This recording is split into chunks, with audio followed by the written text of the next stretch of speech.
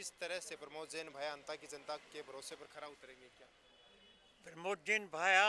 पहले भी मंत्री था, जब भी जो है अंता की जनता के भरोसे पर खरा उतरा था, लेकिन राजनीतिक के कारण का समीकरणों के कारण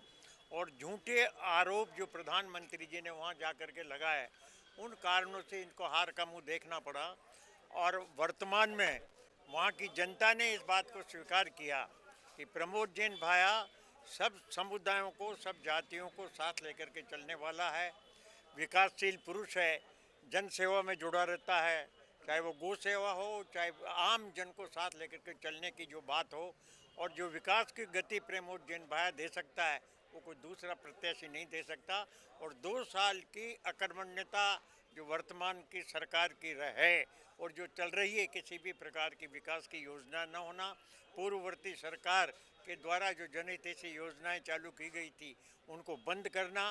जनता में कोई काम नहीं हो रहा, केवल अखबारों के माध्यम से, केबल टीवी चैनल्स के माध्यम से, प्रचार प्रसार के माध्यम से झूठी बातें बताई जा रही है, तो जनता ने उस बात को नकार दिया। सीएम भजनलाल और पूर्व मुख्यमंत्री वसुंधरा राजे ने 2 बार अंता में रोड शो किया, उसके बावजूद भी अंता की जनता ने कहीं ना कहीं परिणाम उनके विपक्ष में दिया है। प्रमोद जैन भाया पर सत्ता के द्वारा भ्रष्टाचार के आरोप भी लगाए थे, अब वो आरोप कहीं ना कहीं निराकार होते हुए क्या दिखाई दे रहे हैं? चाहे वसुंधरा जी हो, चाहे भजनलाल जी हो, जनता ने 2 साल के कार्यकाल को जो भारतीय जनता पार्टी के नेतृत्व में था उसको नकार दिया कि कोई इन्होंने काम ही नहीं किया, बल्कि जो सुनियोजित श्रेष्ठ योजनाएं पूर्ववर्ती सरकार थी उसको भी बंद कर दिया। मंत्रिमंडल का कोई भी ऐसा प्रभावी सदस्य नहीं है जिसने प्रभावी ढंग से अपने कार्यकाल में अपने विभाग को संभाला हो।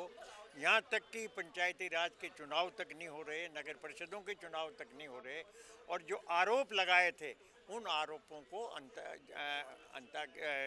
जनता ने नकार दिया। अंता में कांग्रेस की भारी बहुमतों से जीत के बाद 2028 के क्या संकेत लग रहे हैं? कि 2028 के चुनाव के क्या संकेत? 2028 का ये जो है ये ट्रेलर है कि 2 साल के कार्यकाल के बाद जो भारतीय जनता पार्टी की वर्तमान सरकार के कार्यकलापों को जो जनता ने नकारा और कांग्रेस के उसी उम्मीदवार को जिताया जिसको पहले हरा दिया था, तो ये जो कार्यकाल है आगे आने वाला जो 2028 का चुनाव है, वो इस बात का ये चुनाव संकेत दे रहा है कि आगे आने वाले समय में कांग्रेस बहुमत से राजस्थान में आएगी, कांग्रेस की सरकार बनेगी।